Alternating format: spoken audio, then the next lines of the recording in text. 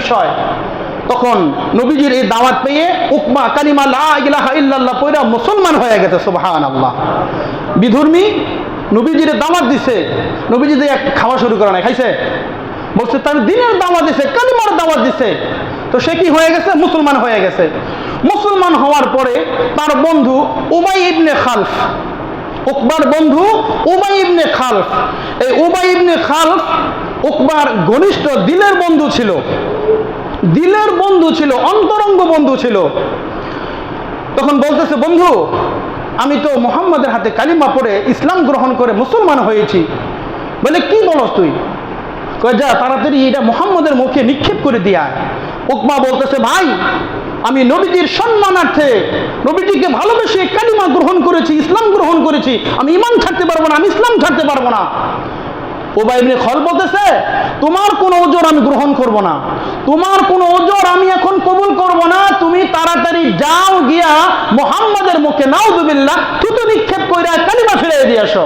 এই হতভাগা, এই দুর্ভাগা, এই পাপিষ্ট পাপাচার তখন তার অন্তরঙ্গ প্রিয় বন্ধুর প্ররোচনায় পড়ে, বন্ধুর আবেগ ভালোবাসায় পড়ে বিশ্বনবী সাল্লাল্লাহু আলাইহি সাল্লামের কাছে সাথে সাথে গিয়া কালিমা ফিরাইয়া দিয়া সে সাথে সাথে মুরতাদ হয়ে গেছে।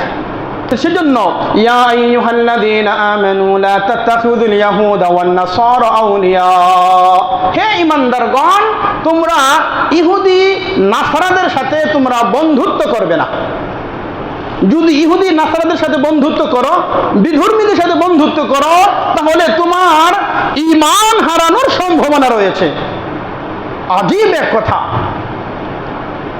ইয়া আইয়ুহাল্লাযীনা আমানু লা তাত্তাখিযুল ইয়াহুদা ওয়ান নাসারা আউলিয়া, হে ঈমানদারগণ তোমরা ইহুদি খ্রিস্টানদেরকে, বিধর্মীদেরকে তোমরা অন্তরের অন্তরঙ্গ বন্ধু মনে করবে না। বাদুহুম আউলিয়াউ বাদ, তারা একে অপরের বন্ধু, পরস্পরের বন্ধু। বলে জীবনও কোনোদিন কোন বিধর্মী, কোন ইহুদি খ্রিস্টান কোনোদিন মুসলমানের বন্ধু হতে পারে না। কিন্তু যখনই মুসলমান আর কাফেরের সাথে লাগবে তখন দেখবেন তারা ভাই ভাই। বাদুহুম আউলিয়াউ বাদ ওমান ইয়াতাওয়াল্লাহুম মিনকুম ফাইন্নাহু মিনহুম, আল্লাহ বলতেছেন যারা তাদের সাথে বন্ধুত্ব করবে, অন্তরঙ্গ বন্ধু তাদেরকে বানিয়ে নিবে, বলে তারাও তাদের দলভুক্ত বলে বিবেচিত হবে। ইন্নাল্লাহা লা ইয়াহদিল কওমাজ যালিমিন, আল্লাহ বলতেছেন নিশ্চয়ই জালেমদেরকে আল্লাহ তাআলা কখনো আল্লাহ তাআলা হেদায়েত দিবেন না, তাদেরকে সঠিক পথ তাদেরকে প্রদর্শন করবেন না। সৎ সঙ্গে সর্ববাস, অসৎ সঙ্গে সর্বনাশ। সূরা ফুরকান আয়াত নাম্বার 27। এটা বলতেই হবে, না বললে উপায় নাই। কিয়ামতের ময়দানে ওয়ায়াউমা ইউআদ্দু যালিম, জালেম তার আপন হস্তদ্বয়কে ধ্বংস করতে করতে বলবে, হায় আমার আফসোস, আমি যদি মুহাম্মদুর রাসূলুল্লাহর জীবন আদর্শকে অনুসরণ করতাম তাহলে তো আজকে আমি কামিয়াব হয়ে যাইতাম। ইয়া ওয়াইলাতা লাইতানি লাম আত্তাখিয ফুলানান খলিলা, হায় আমার দুর্ভোগ, আমি যদি আজকে অমুককে বন্ধুরূপে গ্রহণ না করতাম, আমি যদি আজকে অমুককে বন্ধুরূপে গ্রহণ না করতাম। লাকাদ আদাল্লানি আনি যিকরি বাদা ইয জাআনি, বলে আমার কাছে হেদায়েত আসার পরে সে আমাকে হেদায়েত থেকে আমাকে দূরে সরাইয়া গুমরাহি করে দিছে, আমার ঈমান থেকে আমার দূরে সরাইয়া দিছে। 2 মিনিটে শুনেন মনোযোগ দিয়া। উকবা ইবনে আবি মুঈত, উকবা ইবনে আবি মুঈত মক্কার মুশরিকদের সর্দার ছিল। এই উকবা ইবনে আবি মুঈত মক্কার সর্দার অবস্থায় সে যখন আসতো বিভিন্ন দলনেতা দলদেরকে নিয়ে, বড়দেরকে নিয়ে খাবার খাইতো। নিয়ম অনুযায়ী একবার আল্লাহ রাসূল সাল্লাল্লাহু আলাইহি সাল্লামকে দাওয়াত দিছে। এই উকবা দাওয়াত দিছে, দাওয়াত দিয়ে বলতেছে, ইয়া রাসূলুল্লাহ আমার বাড়িতে আজকে আপনি মেহমান হবেন। যখনই মেহমান হয়েছে, মেহমান হওয়ার পরে নবীর সামনে খানা পরিবেশন করছে। নবীজি বলতেছে, উকবা আমি তোমার খানা ততক্ষণ পর্যন্ত গ্রহণ করব না যতক্ষণ পর্যন্ত তুমি আল্লাহ তাআলাকে এক বলে বিশ্বাস না করবে, তিনি ছাড়া আর কেউ নাই, এবং আমি মুহাম্মদকে নবী বলে স্বীকার করবা। যতক্ষণ পর্যন্ত আমি মুহাম্মদকে নবী বলে স্বীকার না করো ততক্ষণ পর্যন্ত তোমার খাবার আমি গ্রহণ করব না। উকবা ইবনে আবি মুঈত চিন্তা করলো, মক্কার কুরাইশদের সবচেয়ে সম্মানিত ব্যক্তি মুহাম্মদ রাসূলুল্লাহ সাল্লাল্লাহু আলাইহি ওয়াসাল্লাম আমার বাসায় আমন্ত্রণ এসেছেন, মেহমান হয়েছেন। এখন যদি আমরা খাবার না খাই, এখন যদি আমি কালিমা গ্রহণ না করি, তাহলে নবীজি ফিরে যাবে। এটা আমার জন্য বড়ই অপমানজনক একটা কথা, অবমাননাকর একটা বিষয়। তখন নবীজির এই দাওয়াত পেয়ে উকবা কালিমা লা ইলাহা ইল্লাল্লাহ পড়া মুসলমান হয়ে গেছে। সুবহানাল্লাহ। বিধর্মী নবীজির দাওয়াত দিছে, নবীজি দিয়ে খাওয়া শুরু করে না, খাইছে, বলছে তার দিনের দাওয়াত দিছে, কালিমার দাওয়াত দিছে। তো সে কি হয়ে গেছে? মুসলমান হয়ে গেছে। মুসলমান হওয়ার পরে তার বন্ধু উবাই ইবনে খালফ, উকবার বন্ধু উবাই ইবনে খালফ, এই উবাই ইবনে খালফ উকবার ঘনিষ্ঠ দিলের বন্ধু ছিল, দিলের বন্ধু ছিল, অন্তরঙ্গ বন্ধু ছিল।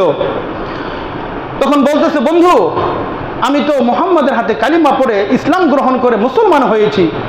বলে কি বলস তুই? কয় যা তাড়াতাড়ি এটা মুহাম্মাদের মুখে নিক্ষেপ করে দিয়া। উকবা বলতেছে, ভাই আমি নবীজির সম্মানার্থে, নবীজিকে ভালোবেসে কালিমা গ্রহণ করেছি, ইসলাম গ্রহণ করেছি, আমি ঈমান ছাড়তে পারবো না, আমি ইসলাম ছাড়তে পারবো না।